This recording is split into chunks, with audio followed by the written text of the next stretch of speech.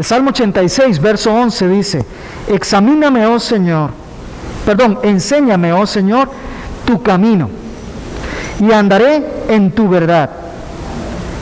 Unifica mi corazón para que tema tu nombre. Qué hermoso el versículo, rogando al Señor que enseñe la verdad para saber por dónde andar y que el corazón no esté dividido, que sepamos tener unificado el corazón en lo que el Señor nos está enseñando. Bueno, como sabemos, hay autorización para que yo pueda retirarme este cubrebocas durante el tiempo de la predicación, así que lo hago siguiendo las autorizaciones que tenemos de parte del gobierno temporal bajo el cual estamos. Bendito sea Dios. Recuerde que estamos en la serie de Jesús habla a su iglesia. Y repasemos lo que el Señor le ha dicho a la iglesia. El Señor le ha dicho a la iglesia que debe de regresar o volver al primer amor. La iglesia se ha desviado y ha hecho muchas cosas, pero ha dejado al Señor atrás. Así que el Señor le dice a la iglesia, debe regresar al primer amor. Pero el Señor también le dice a la iglesia, debes de ser fiel. No debes de temer, porque cuando temes y te dejas guiar por el temor, entonces terminas siendo infiel a Dios. El Señor también le ha dicho a la iglesia, sé santo, apártate de la iniquidad, apártate del mundo y busca la santidad, por cierto, sin la cual nadie verá a Dios. También el Señor nos ha dicho que debemos de ser firmes. Debemos de retener lo que Él ha enseñado. Y hoy vamos a estar ingresando al capítulo 3 de Apocalipsis y vamos a escuchar al Señor decirle a la iglesia que la iglesia debe de ser vigilante. La iglesia debe de velar. La distracción, el adormecimiento y la pereza son elementos que juegan en contra de una congregación, en contra de la vida particular de todo creyente. Son armas de Satanás, con lo cual busca adormecer o dormir a la iglesia y alejarla de su tarea, de su función. Cuando esto está ocurriendo, Satanás permite que se sigan realizando las obras, pero obras que son una imitación de lo que realmente Dios quiere que la iglesia esté haciendo. No son las verdaderas obras del Espíritu, sino son una imitación y por tanto un engaño que pretende sustituir la esencia de la palabra misma del Señor.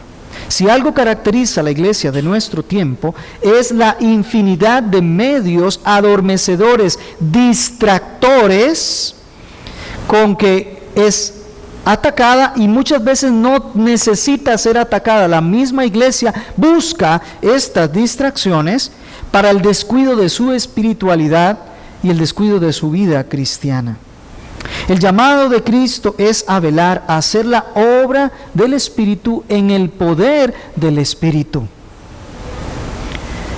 con un camino que mantiene siempre fresco el Evangelio. Siempre fresco el Evangelio, que se recibe, se guarda, se vive y que produce un arrepentimiento genuino continuamente.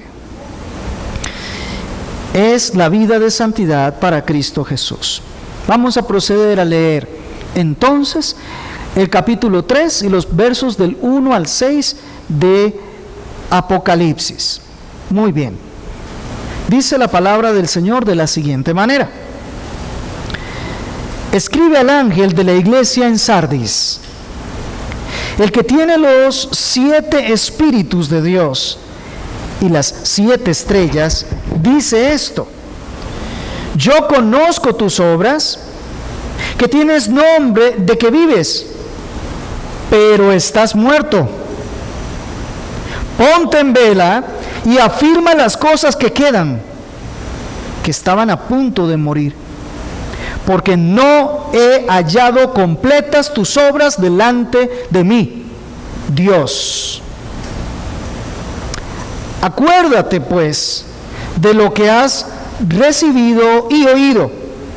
Guárdalo y arrepiéntete. Por tanto, si no velas, vendré como ladrón y no sabrás a qué hora vendré sobre ti. Pero tienes unos pocos en Sardis que no han manchado sus vestiduras y andan conmigo vestidos de blanco, y andarán conmigo vestidos de blanco, porque son dignos. Así el vencedor será vestido de vestiduras blancas, y no borraré su nombre del libro de la vida, y reconoceré su nombre delante de mi Padre y delante de sus ángeles. El que tiene oído, oiga lo que el Espíritu dice a las iglesias.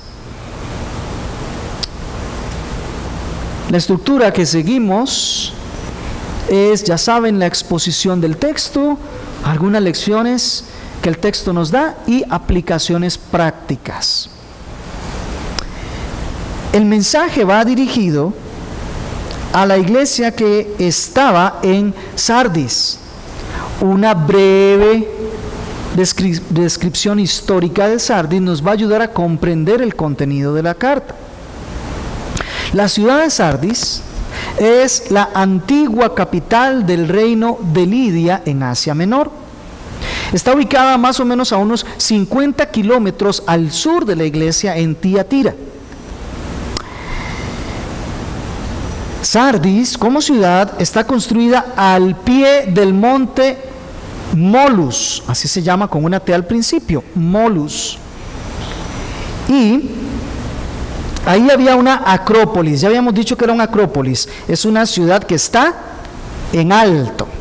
Entonces ahí había una acrópolis, una ciudad en alto, más o menos a 244 metros, se levantaba desde el nivel del mar, se levantaba ese monte enorme, y ahí estaba puesta Sardis, con una característica muy interesante, y es que esa elevadura, por decirlo de alguna manera, esa parte alta, contaba con montañas que prácticamente están cortadas perpendicularmente, y gozaba de 3 paredes por cada uno de sus costados. Imagínense ustedes, era una ciudad ya fortificada de naturaleza, ya era un fuerte, ya tenía de naturaleza murallas, ¿verdad?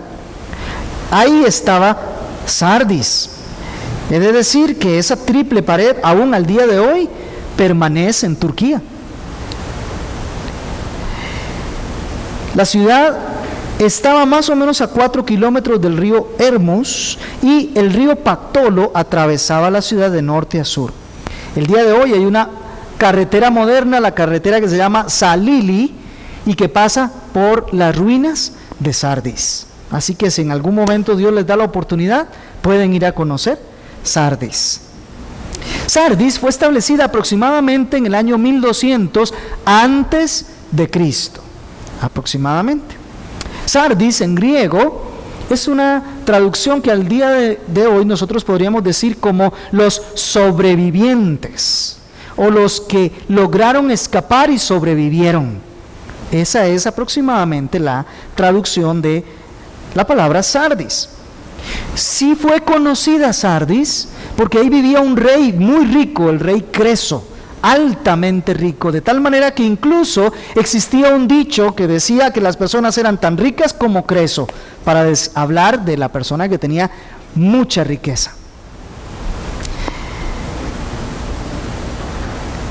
Era rica la ciudad porque tenía mucho comercio de las llanuras productivas que tenía abajo. Ellos bajaban y entonces cosechaban y subían y entonces tenían ese producto. Pero además también ellos tenían el comercio provenía de telas. Y en algo que eran buenos los de Sardis era en teñir telas. De hecho se dice que parece que ahí fue donde se inventó la técnica de teñir las telas, y en eso eran muy buenos. Pero además en Sardis se daba oro y se daba plata, y parece que es la primera ciudad del mundo antiguo conocido en donde se acuñaron monedas, donde empezaron a usar monedas, y de ahí se fue extendiendo a las otras ciudades hasta el día de hoy que nosotros usamos monedas también. Ahora bien, dadas las características de estas murallas naturales y la riqueza que tenía Sardis, los ciudadanos de Sardis eran ciudadanos altamente confiados. Ellos creían que vivían en una ciudad que nadie podía capturar nunca y que los enemigos nunca iban a llegar porque ellos desde arriba podían verlos, y entonces estaban altamente protegidos. Pero en el año 546, un rey que se llamaba Ciro, si quieren información de Ciro, nada más tienen que irse al libro de Daniel y ya van a encontrar ahí información de Ciro. Logró penetrar la ciudad, pero ¿sabe cómo lo hizo? La única parte débil que había en todas esas murallas fue descuidada por los soldados. Como ellos creían que nadie subía y que nadie les podía hacer nada, ellos se descuidaron, y por esa única parte débil, entonces entraron Ciro y sus ejércitos y capturaron la ciudad. Años después, en el año 322, todo esto antes de Cristo, otra vez Antígono, el emperador, logró tomar la ciudad y entró por la única parte débil que tenía la ciudad y que había sido descuidada. Imagínense, solo esa parte la tenían que cuidar firmemente y la descuidaron, y otra vez fue tomada la ciudad. Ya para el año 190 antes de Cristo, pues cuando Pérgamo fue unido al Imperio Romano, Sardis también se unió al Imperio Romano, y entonces ahora pasó a ser de Roma. Es muy interesante porque Sardis, mientras estuvo allí firme, logró repeler a Darío y a Jerjes, también los conocemos por el libro de Romanos. Ya para el siglo XV, 1402 de nuestra era, la ciudad fue completamente destruida por un militar mongol.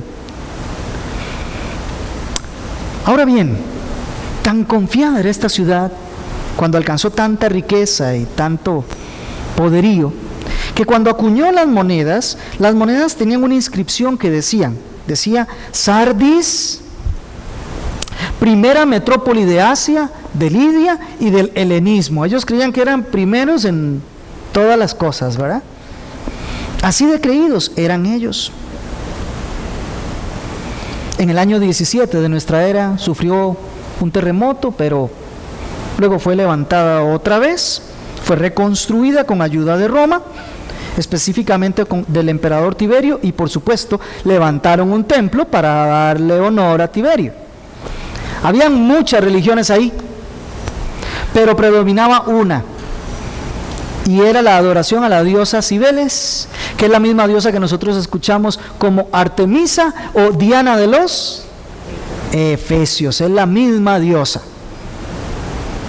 Había un templo que medía aproximadamente 100 metros por 50 metros de largo, era bastante, y de lo cual al día de hoy solamente hay 2 columnas que se pueden observar ahí y muestran la majestuosidad del templo que se había levantado. Luego bajaron, hicieron la ciudad al pie del monte, y cada vez que venían los enemigos simplemente subían, ¿verdad?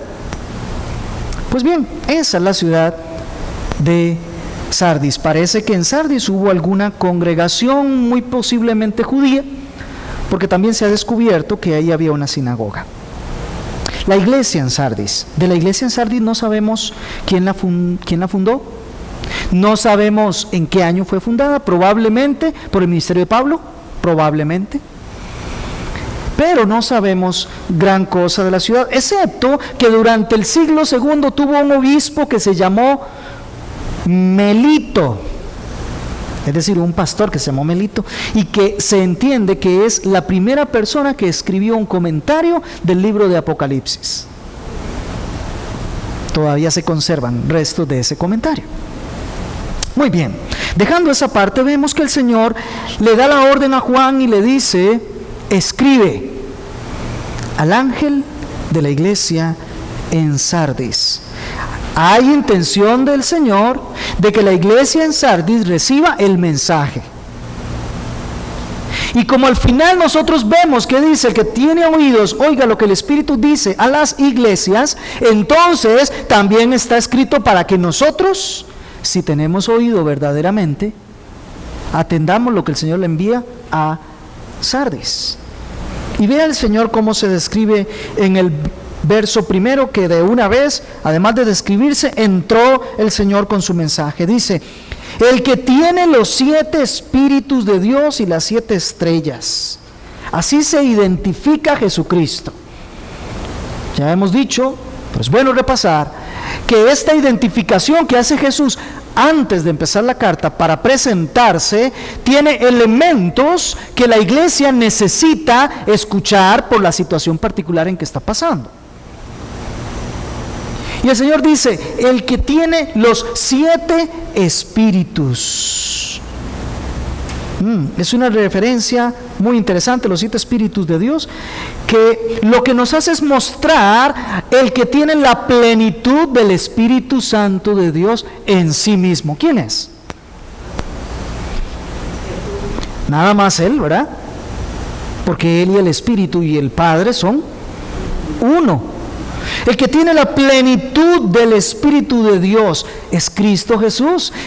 Isaías, el profeta Isaías, nos viene a la memoria en el capítulo 11 y verso 2, cuando describe precisamente a Cristo Jesús. Y en referencia a Cristo Jesús dice que sobre Él, dice, reposará el Espíritu del Señor, el Espíritu de sabiduría, el Espíritu de inteligencia, el Espíritu de consejo y de poder, el Espíritu de conocimiento y el Espíritu del temor del Señor.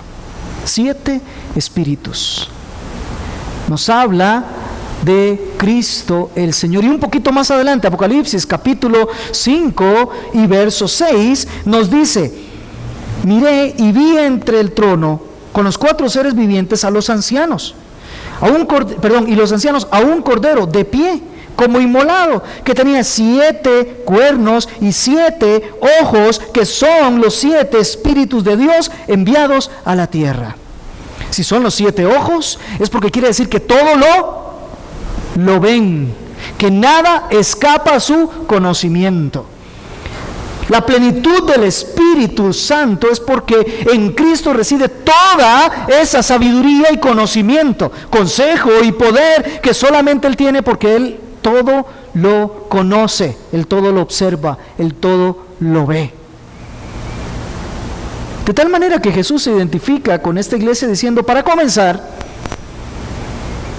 en mí, claro, estoy parafraseando y con todo el respeto del mundo y el temor también, en mí reside el espíritu de todo conocimiento, sabiduría, consejo, poder y temor. Yo sí lo observo todo, yo sí estoy enterándome de todo lo que ocurre.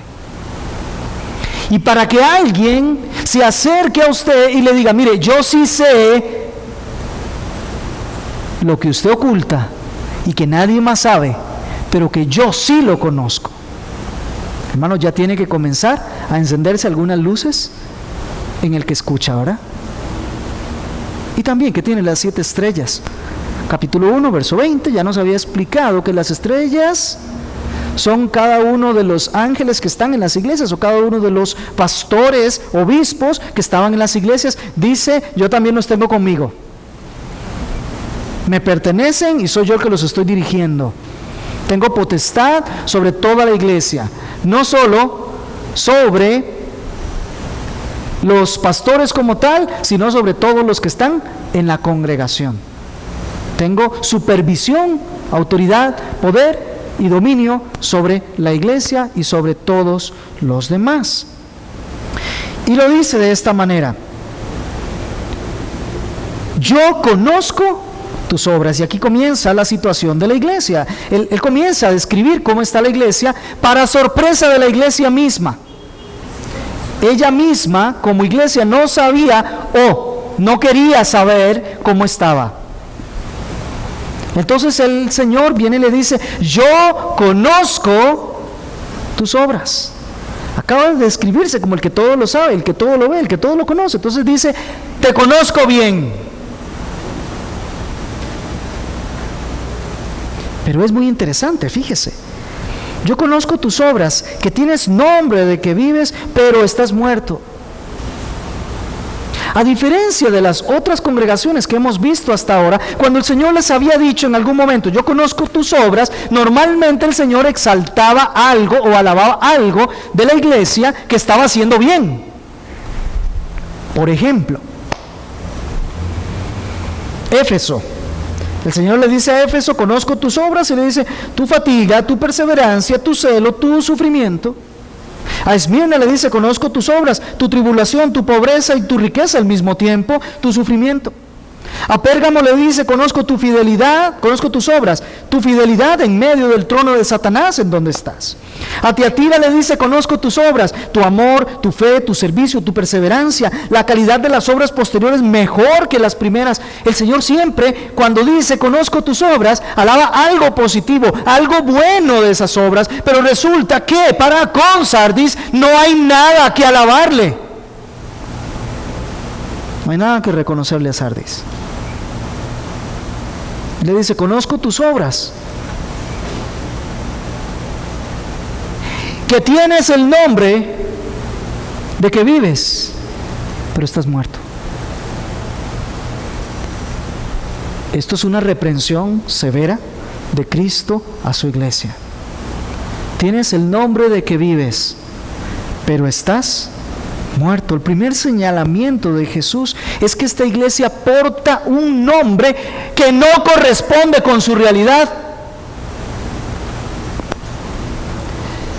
Se llamaba iglesia de Cristo, Cristo el que vive, el que murió pero resucitó y vive. Se llamaba iglesia cristiana de Sardis, pero no era cierto que estuviera viva. Estaba muerta. Tiene un nombre que no corresponde con la realidad.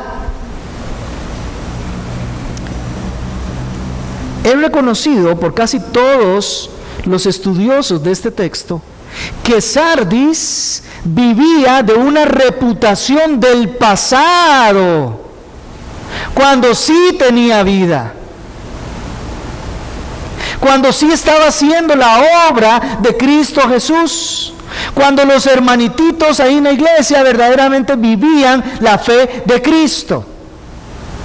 Tienes un nombre, una reputación, pero de cosas del pasado. Ya no estás viviendo la misma realidad. La congregación era muy respetable en la ciudad de Sardis. Y al igual que lo hacía la ciudad, la congregación se refugiaba en un nombre que tenía en el pasado y en obras que había ocurrido o que había hecho en el pasado. Pero ahora, actualmente, ya no está teniendo las mismas obras. Ya no hay vitalidad. Ya no puede definirse como una iglesia viva. Sí, en el pasado era una iglesia que tenía sana doctrina. En el pasado era una iglesia que tenía un excelente programa cúltico. Cada cosa que se hacía en el culto tenía fundamento bíblico. Sí, en el pasado la iglesia evangelizaba. Sí, en el pasado los hermanitos se alentaban unos a otros, y en el pasado los hermanos se llamaban la atención cuando había pecado. En el pasado la iglesia estaba haciendo cosas que reflejaban a Cristo en cada una de ellas. ¿Y ahora qué estaba pasando con Sardis? ¿Había dejado de hacer las cosas? Fíjese que no. Seguía haciendo las cosas. Seguía teniendo sana doctrina, un culto correcto, seguía yendo a evangelizar. ¿Seguía celebrando la cena del Señor correctamente? Pero ya Cristo no estaba ahí. Ya todo era una simple mecánica, un simple aparato externo para conocimiento de todos. Pero todo era mecánico, todo era obra de hombres. No se estaba viviendo a Cristo. Ellos no estaban teniendo vida de Cristo, no estaban siendo guiados por el Espíritu Santo. Estaban imitando las obras que anteriormente hacían, pero ahora las están haciendo en su propia fuerza, en su propio poder. Lo están haciendo en su propia intención, pero no hay vida. Mire, y no pasa así con muchas iglesias. Son conocidas, reconocidas, porque hacen excelentes actividades, porque tienen muchos programas, porque tienen grandes ministerios. Pero la evaluación no es la reputación de afuera. La evaluación es, ¿hay vida de Cristo o no hay vida de Cristo? Algunos se sorprenden cuando cantantes famosos terminan diciendo que, bueno, que la verdad es que ahora ya renuncian al Evangelio y ya mejor entonces siguen otro camino, y la gente se asombra. ¿Qué habrá pasado? ¿Qué habrá fallado? Nunca hubo vida. Estaba haciendo obras que parecían, obras que eran falsas, pero con una apariencia de piedad. Pero ahí no estaba Cristo, ahí no había vida. Algunos predicaban y predicaban el Evangelio, pero no tenían vida de Cristo. No era por la guía del Espíritu Santo. Y no hay que sorprendernos. Pablo dice, algunos están predicando el Evangelio simplemente para estar haciendo competencia entre ver quién predica mejor, pero no porque quieran anunciar el Evangelio de la salvación en Cristo Jesús. No porque tengan amor por las almas, no porque quieran serle fieles y obedientes al Señor, sino simplemente porque están haciendo competencia entre ellos. Eso estaba pasando en Sardis. Tenía el nombre de una iglesia poderosa en obras y en cosas para el Señor. Pero un momentito, no se olvide, el Señor tiene los ojos bien limpios, no se deja llevar por las obras. El Señor ve lo que hay en el corazón. Y Él le dice a esta iglesia que todo lo hacía bien. Le dice, estás muerta. Y eso tiene que ponernos a nosotros a pensar. ¿Cómo estamos nosotros? ¿Qué es la motivación por la cual hacemos lo que hacemos? ¿Por qué le servimos al Señor? ¿Por qué estamos buscando la santidad? ¿Por qué estamos haciendo el culto como lo hacemos? ¿Por qué venimos los domingos? ¿Por qué estamos leyendo la Biblia? Todas estas cosas podrían estarse haciendo sin que haya vida de Cristo. Una mera religiosidad. Y aparentemente los demás podrían decir que somos muy espirituales. Pero resulta que no hay vida del Espíritu ahí. Porque el fruto del Espíritu es amor, gozo, paz, paciencia, benignidad, bondad, mansedumbre, fe, templanza. Mejor no prediques, pero ama. Mejor no toques los instrumentos en la iglesia, pero ten paciencia. Mejor no seas pastor, pero ten dominio propio. ¿Te das cuenta? Aquellas cosas deben hacerse porque son el producto de algo que el Espíritu Santo está haciendo en la vida de la persona. Porque es el resultado de haber sido salvo, no buscando ser salvo, no buscando la apariencia externa. Sardis significa sobreviviente. Y el Señor le dice, no, ustedes no sobrevivieron. Que esté muerto es una sanción muy grande. Yo creo que ¿no nos hemos topado en la Escritura con textos de este tipo? Pero que el Señor le diga a la iglesia, estás muerta. En términos míos, yo que soy el Rey de Reyes y Señor de Señores, yo que sí conozco, puedo decir, estás muerta. No lo que digan los demás, no lo que diga la ciudad, no la reputación que tuviste, Iglesia Bautista, hace 30 años, o 10 o 15, sino ahora, hoy. Incluso hay personas, ahora sí llevémoslo a lo individual, hay personas que viven de glorias del pasado. Había un hermanito aquí hace algunos años, que cuando uno lo iba a visitar decía, es que yo me acuerdo que yo iba y yo predicaba y yo hacía y hacía y hacía. Sí, ¿y ahora? ¿Qué pasa con el ahora, con el fuego del Espíritu Santo que debe estar ardiendo en su vida para que siga haciendo la obra de Cristo? ¿Qué pasó?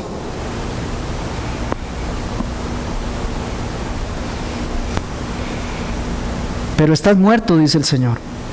Y quien lo dice no es un comentarista de la calle.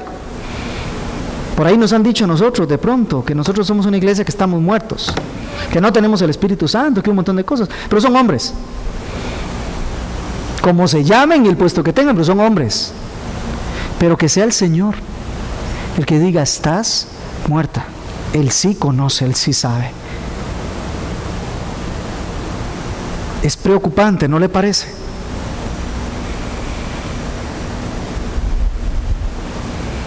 Es razonable que el Señor, al hablar de las obras antes, cuando les dijo, conozco tus obras, no reconozca ninguna, porque ¿qué obra tiene un muerto? ¿Qué puede hacer una persona que ya ha muerto? Absolutamente nada. Todo era pura hojarasca, heno, todo lo que se quema. No había absolutamente nada de esencia ahí. Podía hacer muchas cosas, pero no había vida de Cristo. Y entonces, después de que el Señor ha dicho cómo está esa iglesia, entra al verso 2 y le da una orden.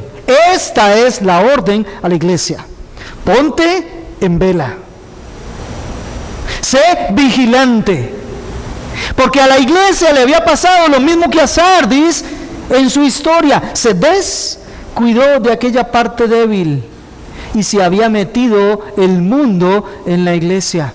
Y estaban transigiendo, estaban tolerando el pecado, estaban cayendo en prácticas que no son bíblicas, que son contrarias al Señor. Tanto así que aún hacer las cosas de Dios era imitación, era un engaño. El mundo y la cultura se había metido dentro de la iglesia y se había subido por aquel pequeño espacio que ellos debían de estar vigilando y no vigilaron. Y entonces fueron capturados. ¿Cuántas iglesias están capturadas hoy por la cultura, sus filosofías, sus ideologías? Tenemos iglesias, no digo de Cristo, iglesias que están prohijando el matrimonio homosexual. Otras tantas hablando que es correcto el aborto. Y algunas tienen hasta pastoras liderando la iglesia. Eso es dejarse influir completamente por el mundo, y las obras que están produciendo son una barata imitación de la obra del Espíritu Santo. Son una burla, son un engaño. Y la gente y las noticias y las autoridades pueden tenerlas como modelo, pero nosotros jamás podríamos ver eso así. No hay fidelidad al Señor. No está el Señor ahí presente. Y cuidado que nosotros estemos siendo influidos de esa manera en la cultura, porque hablamos de la iglesia como un todo, pero ¿qué pasa con lo individual? ¿Qué acaso el texto no dice el que tiene oídos? El texto está hablando a cada uno en particular. ¿Cómo estamos viviendo? ¿Nos hemos descuidado? Hemos dejado de ser vigilantes, porque la orden es: ponte en vela, vigila. El Señor le está diciendo: ustedes están muertos, pónganse a vigilar están adormecidos. Ya le digo, Satanás usa las distracciones para que la iglesia comience a hacer las cosas, afloje, comience a hacer las cosas como que no importan tanto.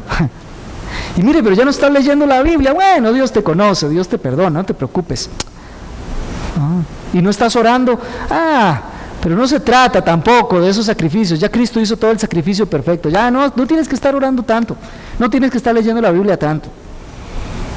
Y ahí vamos disculpando pecado tras pecado tras pecado, como lo hace la cultura, llamando a lo que es malo como si fuera bueno, y llamando a las tinieblas como si fueran luz. Y entonces está adormecida la iglesia, está adormecida la gente. Y el Señor llama a ese estado de muerte. Y por eso le dice: despiértese, iglesia, despiértese, deje de dormir, no sea perezosa, sea vigilante, empiece a hacer las cosas con mucho cuidado, vigile todo lo que está entrando en su casa, en su mente, en su corazón, ponga atención de dónde proviene, vea cuáles son los resultados, vea lo que está buscando, cuide, no desatienda, manténgase vigilante, permanezca cuidando. ¿Cuidando qué? Afirma las cosas que quedan, que estaban a punto ya de morir. Dice el Señor: algunas cosas todavía se pueden rescatar, pero la contaminación ha llegado a tal grado que esas cosas ya también ahorita se contaminan y ya no sirve de nada. Cuida, vigile lo que le queda. Las cosas esas pocas que tienes todavía, vigílalas, cuídalas, fortalézcalas, afírmelas, permanezca en ellas. Esa es la orden que se le da a la iglesia. Y la pregunta es: Señor, ¿cómo tú quieres? ¿Cómo tú quieres que nosotros velemos? Otra frase que había dicho el Señor, si bien para una situación en particular, aplica aquí exactamente igual: velad y orad para que no entréis en tentación. ¿Sabe? El Señor nos dice que velemos, y ahora la pregunta es: Señor, ¿cómo? ¿Cuál es el camino que tú nos muestras para que nosotros podamos estar en vela, vigilando?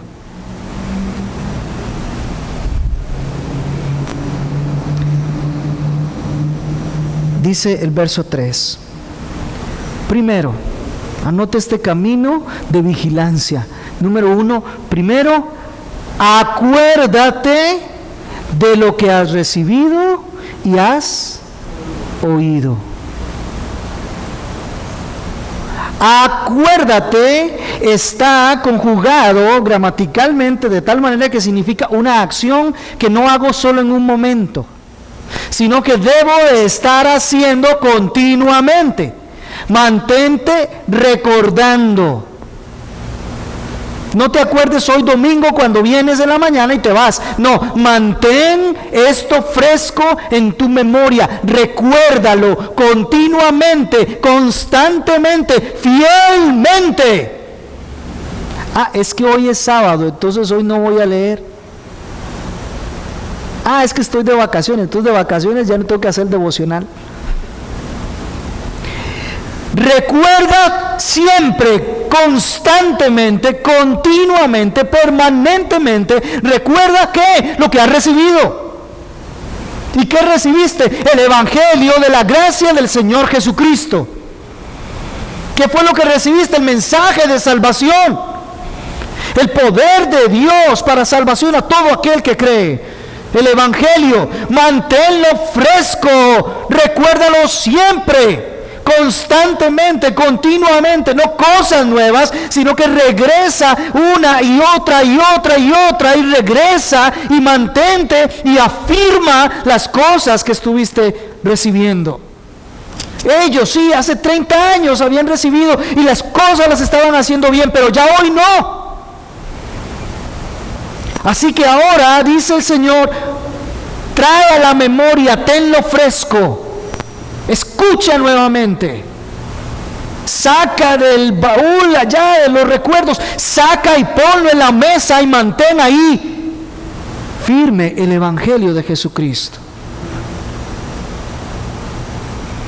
¿Y basta con traerlo a la memoria? No. Segundo paso, ¿qué dice el Señor ahí? Dice, guárdalo. Guárdalo. Es el efecto que produce el Espíritu Santo cuando usted está estudiando y cuando usted tiene en recuerdo constante el Evangelio.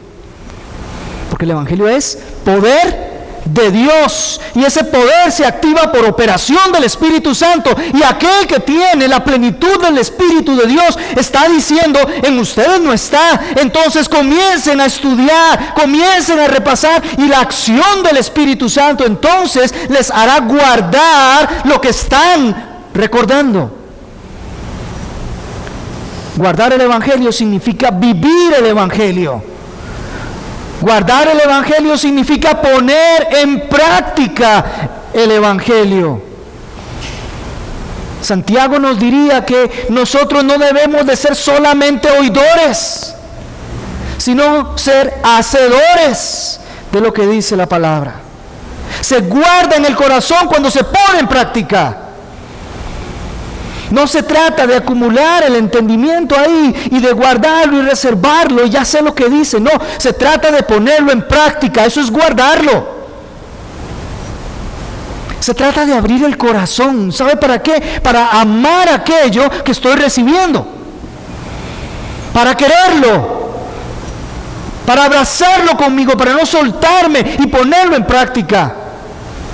El salmista decía, en mi corazón he guardado tus dichos para no pecar contra ti. Guardar significa asirme de lo que me están dando y que sea eso lo único de lo cual dependo. Lo pongo en práctica. La Escritura dice que debemos de amar a los enemigos, es amar a los enemigos. La Escritura dice que yo debo perdonar al que me hace daño, entonces yo perdono al que me hace daño. Y ese que me hace daño es la persona con quien yo vivo todos los días. Y debo de perdonar. No solo conocer el concepto en abstracto, debo de ponerlo en práctica. La Biblia me dice que debo de amar a mi esposa como Cristo amó a la iglesia y se entregó a sí mismo por ella. Y eso es lo que yo debo de hacer. No es suficiente con que lo conozca. La palabra dice que la esposa debe estar sujeta a su marido como al Señor. Eso debe de estar haciendo. No es solo saberlo. Y le dice a los hijos que deben de honrar a sus padres y deben de obedecerlos en todo. Eso es lo que deben de estar haciendo los hijos. Pero un simple conocimiento sin poner en práctica, entonces lo único que hay ahí es un cuadro perfecto de alguien que está muerto, dice Jesús. Solo tiene el nombre, pero no está vivo. Dice el Señor, acuérdate, dice el Señor, guárdalo. Pero dice algo más en este camino, ¿no le parece? Dice, y arrepiéntete.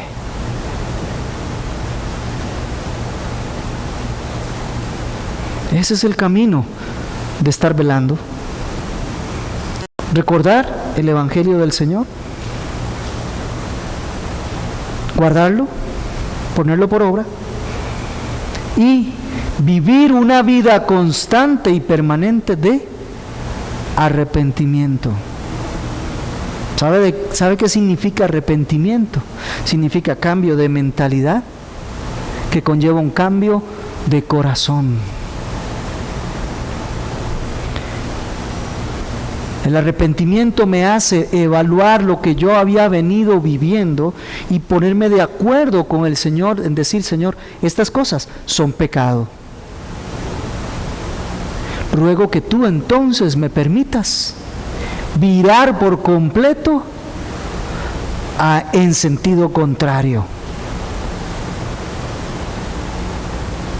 Mire, la Escritura me dice que como esposo yo debo de tratar a mi esposa como a vaso más frágil.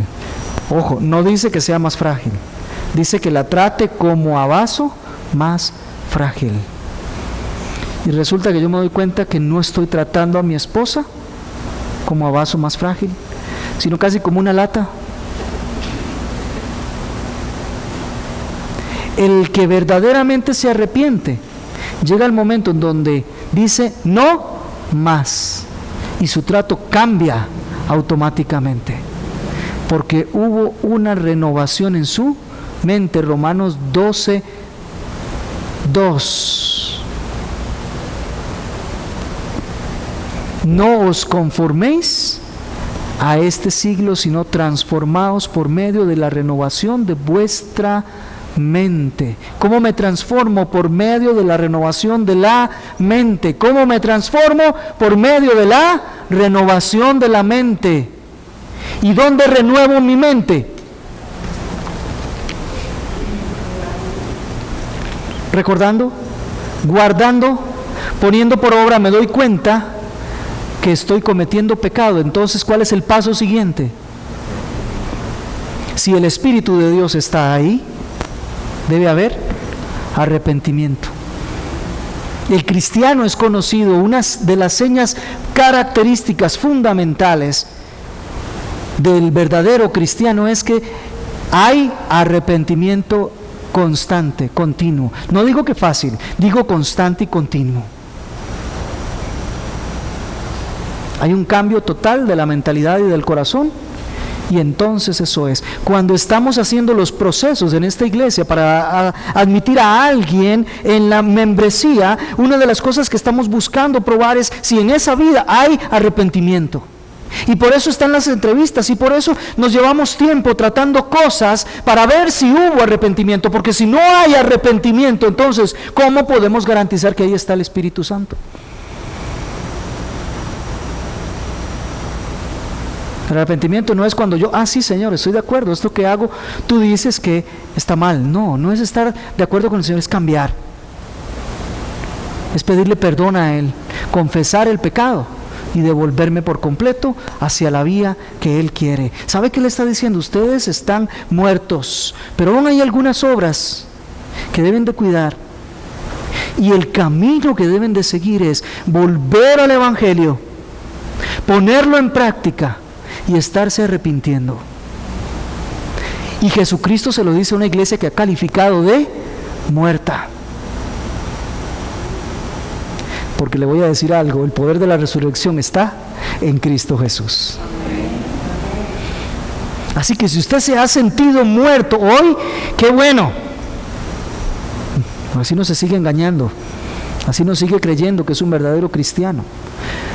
Pero si usted se ha sentido muerto hoy, este es el tiempo de venir a Cristo el Señor, porque Él le puede hacer nacer a una nueva vida, y en eso Él se glorifica en estarlo haciendo.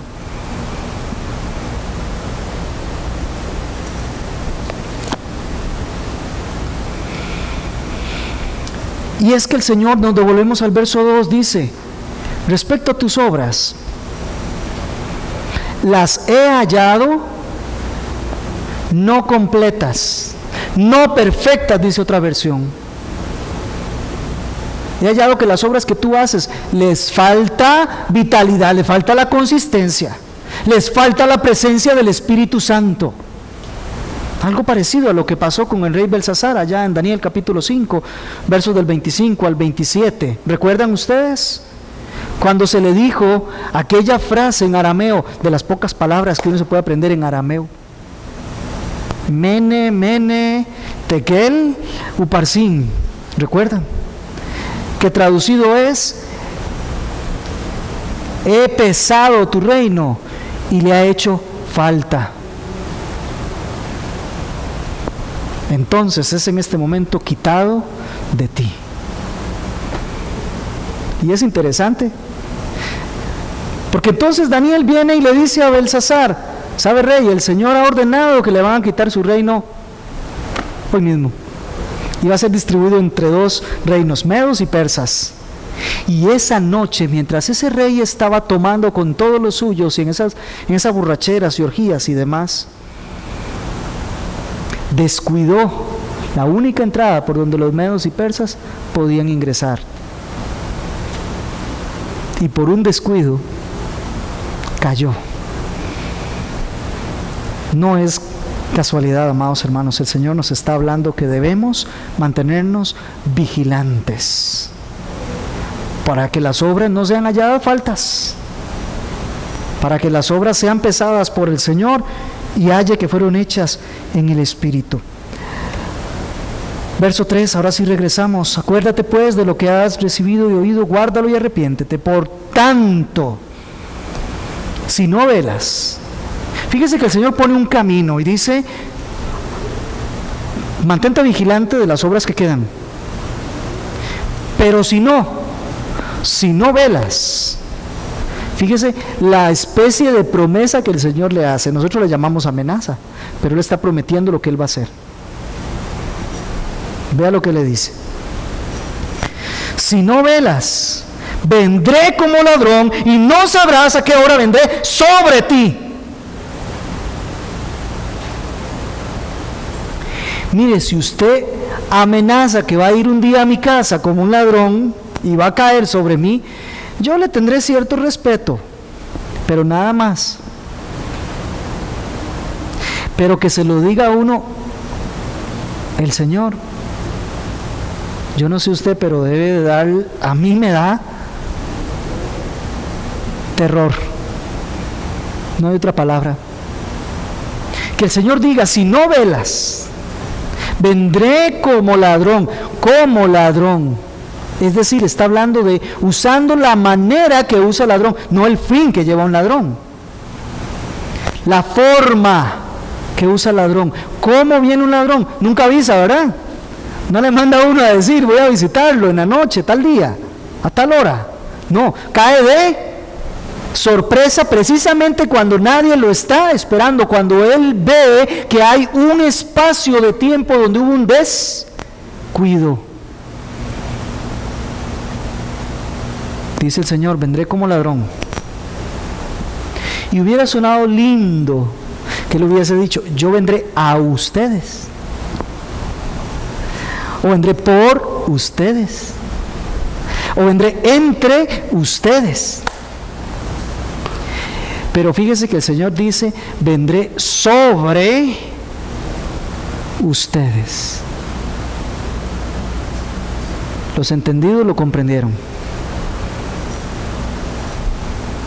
Hace un rato leímos un salmo que dice: mientras callé mi pecado, no podía soportarte sobre mí, Señor.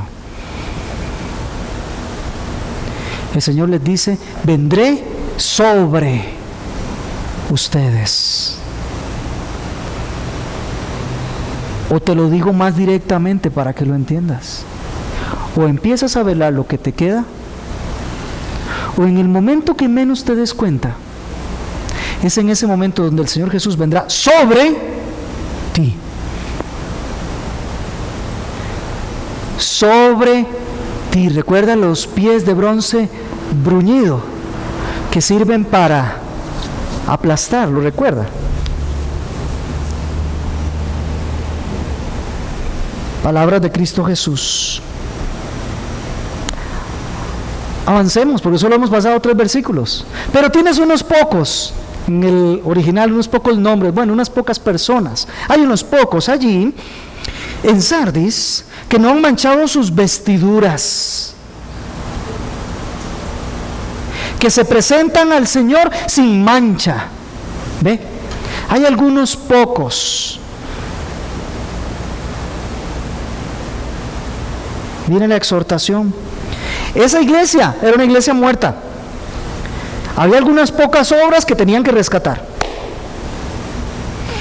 Pero había unos pocos de ellos que no se habían unido a los demás en su adormecimiento, en su pereza, en su desidia, en su indisciplina, en sus distracciones con las cosas de este mundo. Habían unos pocos que todavía estaban alertas.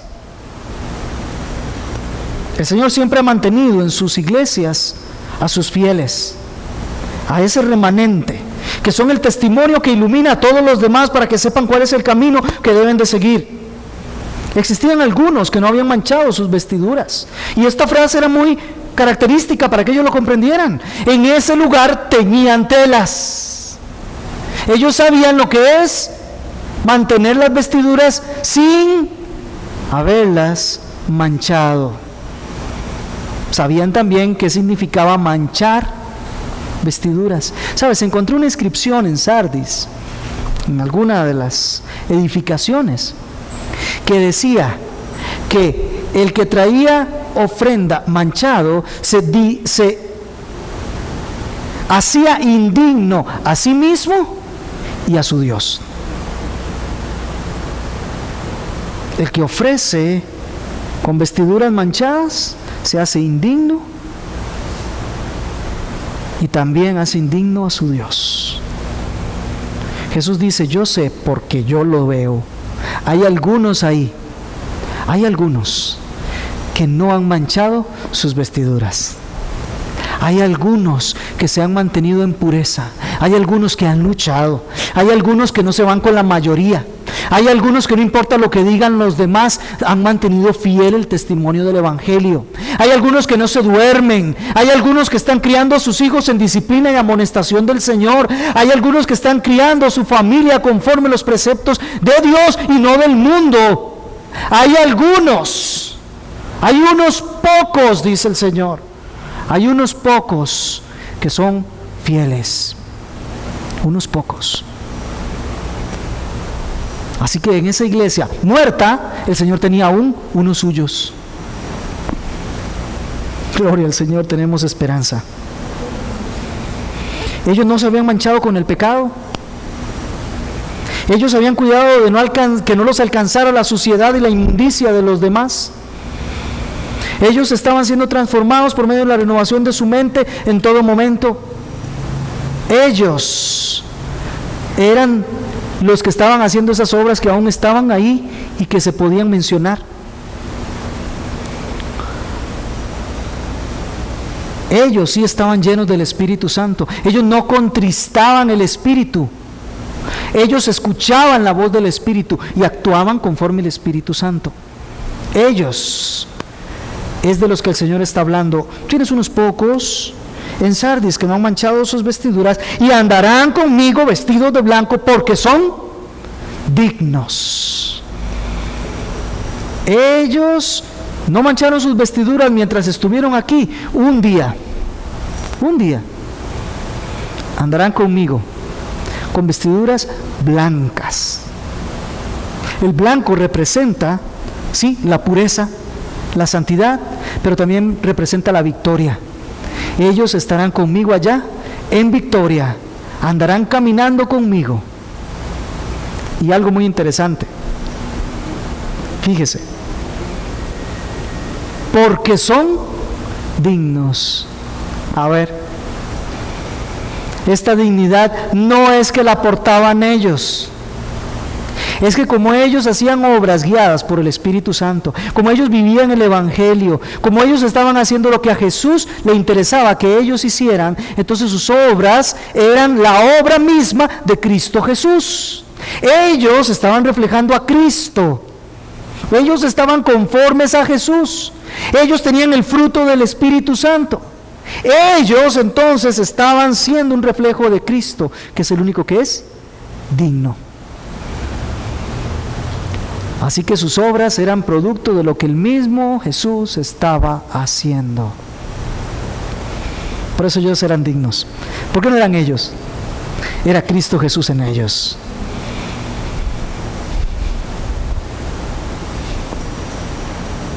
Vamos terminando el texto. Hay unas promesas al vencedor como al Señor le gusta. al vencedor. Así el vencedor será vestido de vestiduras blancas. Ya nos ha anunciado que eso es así. Vemos en Apocalipsis, todos los que van entrando al reino eterno van vestidos de ropas blancas. ¿Por qué? Porque ya no van a tener más la presencia del pecado allí que les pueda tratar de contaminar. Ya no más.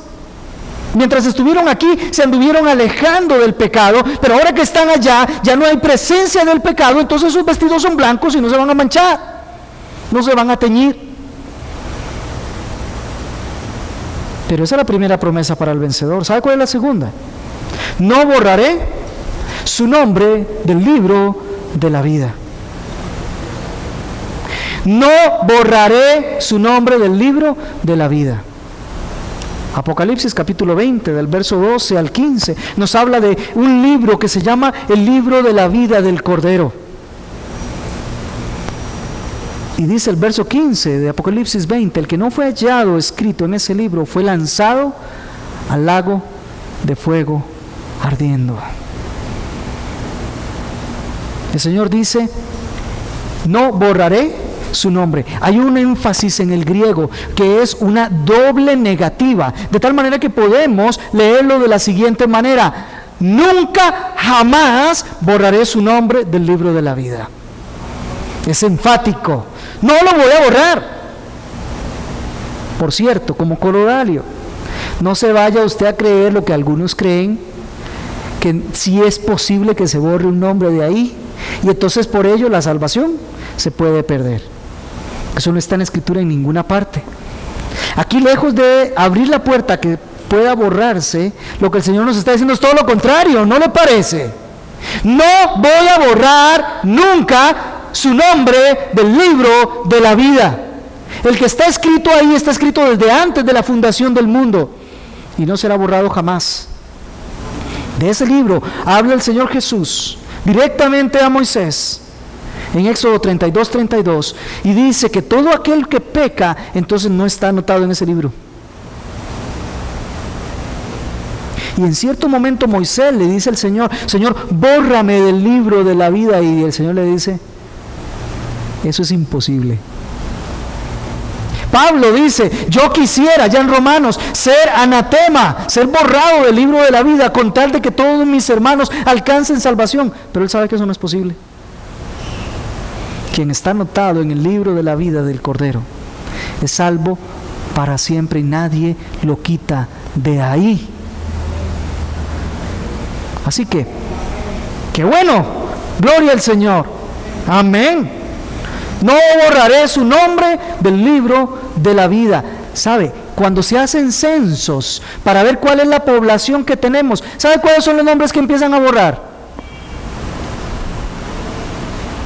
De las personas que ya se murieron, ya no están vivas, entonces las borran del libro y entonces el censo solo hace con aquellos que están vivos. ¿Qué dice el Señor? Ninguno de ustedes probará la segunda muerte. Todos ustedes están vivos conmigo para siempre. De ese libro nadie se borra. Gloria al Señor por eso.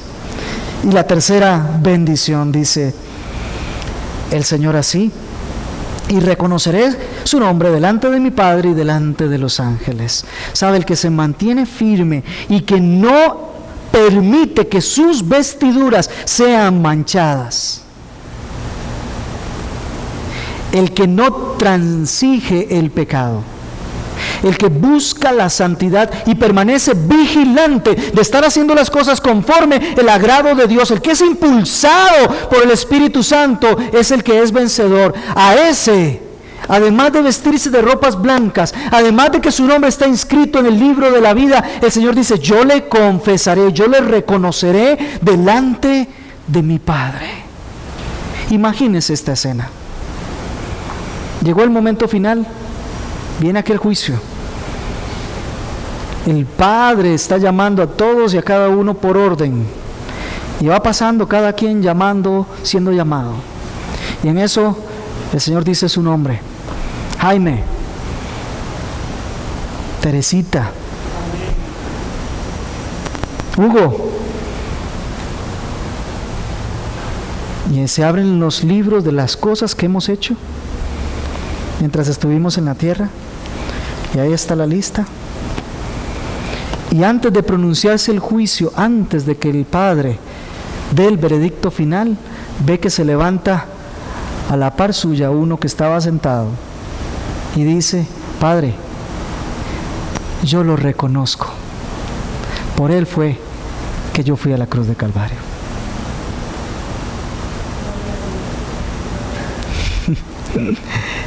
Amados hermanos, eso es lo que va a ocurrir cuando estemos allá. A todo vencedor, el Señor Jesús le reconocerá delante del Padre. Ya Él había dicho esto en Mateo 10:32. Por tanto, todo el que me confiese delante de los hombres, yo también le confesaré delante de mi Padre que está en los cielos. Y por cierto, aquel día, cuando el Señor quiso hacer la paz con los hombres, allá en Belén, cuando nació de la Virgen María, Jesucristo el Señor, los ángeles observaron eso y se alegraron con un gozo como no habían tenido en los cielos nunca antes. Y aparecieron diciendo: gloria a Dios en las alturas, y a los hombres paz por la buena voluntad de Dios. Ellos se gozaron, hermanas, se alegraron. Ahora imagínense aquel momento,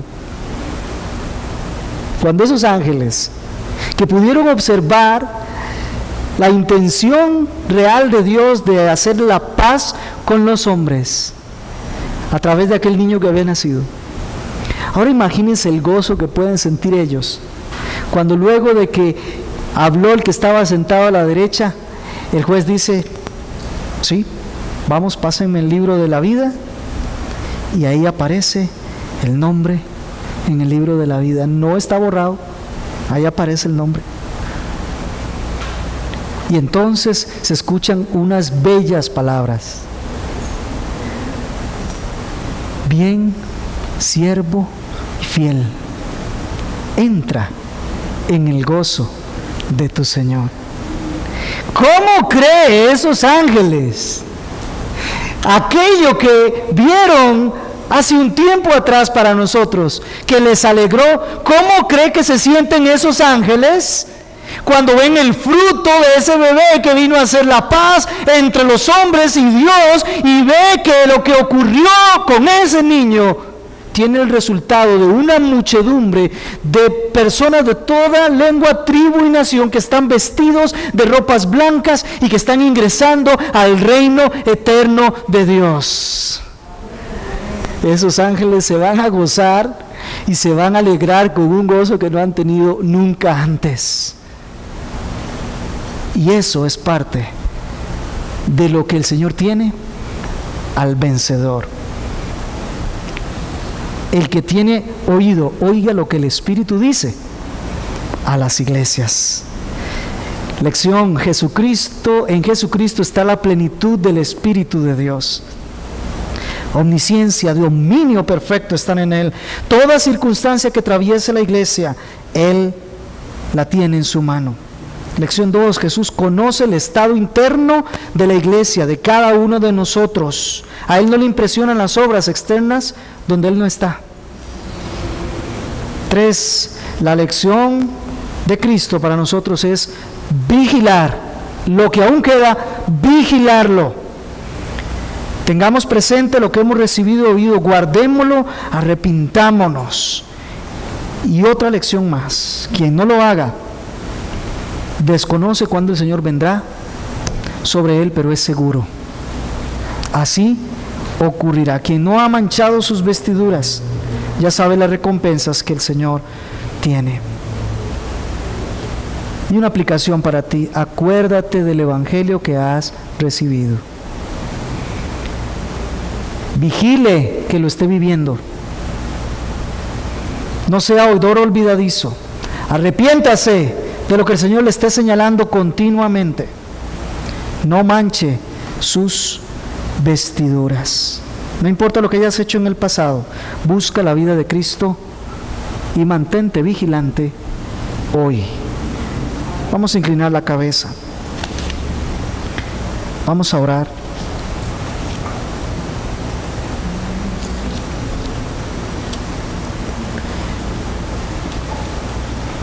Y antes de orar, mientras usted tiene la cabeza inclinada y medita en estas cosas, yo quiero decirle, si usted es de los victoriosos, de los que se mantienen, si usted es de ellos, prepárate para el gozo de una victoria poderosa en Cristo Jesús cuando Él venga, junto con los ángeles del cielo. Prepárate para ver ya ahora sí cumplida tu vida de santidad y ya no tendrás que estar luchando contra el pecado. Pero si eres de los que no tiene vida, si eres de los que no está en Cristo, quiero pedirte, mira que aún a la iglesia muerta el Señor le vuelve a dar otra gracia, otra oportunidad de que venga el arrepentimiento, de que se vuelva vigilante y de que venga a la fe en Cristo el Señor. Oh Señor Jesús, cuán glorioso es tu nombre en toda la tierra. Todo nos da testimonio de ti y cuánto más tu preciosa palabra. Hoy estamos presentes aquí con la única intención, Señor, de que tú nos recordaras el Evangelio, de que de verdad lo podamos vivir y de que el arrepentimiento sea la marca en nuestras vidas. Rogamos que nos libres de obras muertas, que nos limpies de obras muertas. No creemos estar leyendo una carta para otros, creemos estar oyendo lo que el Espíritu nos dice a las iglesias. Por favor, Señor, ten misericordia de nosotros, líbranos de obras muertas, que lo que hagamos en todo momento sea el producto de que estamos viviendo la vida en Jesús y solo la vida en Cristo. Ruego, Señor, que tú apliques esto a cada uno de nosotros según tus propósitos de gloria. Oramos como iglesia en esta mañana para tu nombre, en tu nombre, en tu honor.